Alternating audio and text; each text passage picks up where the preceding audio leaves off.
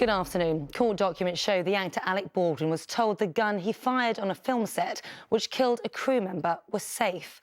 According to those records, an assistant director did not know the prop contained live ammunition and had shouted "cold gun" to indicate it was unloaded. Helena Hutchins was fatally shot in the chest, while the director, who was standing behind her, was injured. Our correspondent Robert Moore reports from Santa Fe in New Mexico, where the movie was being filmed. We are learning more about the circumstances of the tragedy on the film set here, even if the central mystery of how it was allowed to happen remains. Police believe that Alec Baldwin, seen here distraught in the hours after the shooting, was told by a member of the film crew that the gun he was handling was cold. In other words, was not loaded and did not pose a threat. And yet, minutes later, the talented young cinematographer Helena Hutchins was shot dead. Audio has been released of the emergency call. An assistant on the film set pleading for help. Bonanza Creek Ranch has had 2 people accidentally shot on a movie set by a prop gun. We need help immediately. So was it loaded with a real bullet or one? I cannot tell you that. Okay. Is there any serious bleeding? I don't know. I ran out of the building. The entertainment industry this weekend is mourning the loss of Hutchins, who filmed herself on horseback at the ranch just 2 days earlier. There are reports here that there were several complaints on the set of poor safety protocols, even involving the handling of guns during the filming of this western. Alec Baldwin, photographed here hours before the shooting in his period costume and ironically with theatrical blood on his body, has been fully cooperating with investigators. Many who work in the industry say the problem was not a single blunder, but rather multiple failures, ones that raise serious questions for the film business. And Robert has been at the scene of the shooting in Santa Fe and sent this update. Well, this weekend, the investigation here at this New Mexico ranch, which was doubling up as the film set for the movie, is still very much the scene of a thorough investigation by the local sheriff's office. There were 100 eyewitnesses to the accident. That is going to be one source of important information. So too is the ballistic forensic work being done at a state laboratory here. I am told by sources in the sheriff's office that Alec Baldwin himself has been exceptionally cooperative. As soon as it happened, he went down this road, went to the sheriff's office and gave a full statement. So let's be clear about this. No one has been charged. No crime is assumed to have been committed. No one has been arrested. Those involved in the incident are all free to leave, but there is a mystery here still to be unravelled. Robert Moore reporting there from Santa Fe.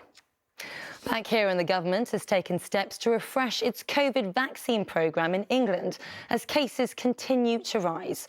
From today, 12 to 15-year-olds can be jabbed at walk-in clinics, and the former head of the original vaccine rollout is being brought back to try and increase the take-up of booster jabs. Carrie Davis has more. These jabs are the key to getting us safely through the winter. That's the message from Boris Johnson and his ministers. And the push to get as many boosters into the arms of those eligible has been felt at this vaccination centre in Ealing. We've definitely noticed a big shift in the last 3 or 4 days, okay? It's dramatically gone up and a number of people are coming forward, and that's great. We are a little bit concerned about capacity. We're managing okay at the moment. However, it's not easy when you get a sudden sharp intake of people, so there are some workforce challenges. To help with delivery, hundreds more pharmacies are being enlisted. And Dr. Emily Lawson, who is in charge of the vaccine rollout until April, has been drafted back into the job. Amid rising levels of infection, some scientists believe we've dropped our guard too far, too soon. At the current time, we need more than a vaccine-only offer. We need what we call these non-pharmaceutical interventions, which are the face coverings, the having less mixing between households, distancing in certain settings. And ventilation. We need to be using those, and I think we could be using them more substantively across the UK at the current time to try and slow down the rate of growth. Back at the vaccination centre, even after their 3rd dose, people say they're remaining cautious. Do you think you'll keep wearing it? Oh yeah. Oh yeah, definitely. But I would be less worried, but I would still take precautions with the mask and everything, yeah. Watching the television, you have to, when you see the result daily, so you have to feel a bit worried. The government has so far resisted calls from health leaders to make tighter restrictions mandatory. The hope is the crucial work in places like these will be enough. Carrie Davis, ITV News. The government is to fund a network of family hubs as part of a £500 million package to support parents and children.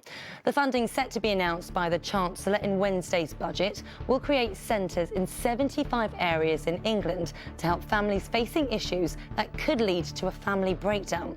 The budget will also provide money for museums and art galleries and transport in the north of England. The AA says petrol prices are nearing a record high this weekend, in part because retailers are using them to subside the even higher cost of diesel. The AA says based on its wholesale cost, right now petrol really should be about 2.5 pence cheaper per litre. And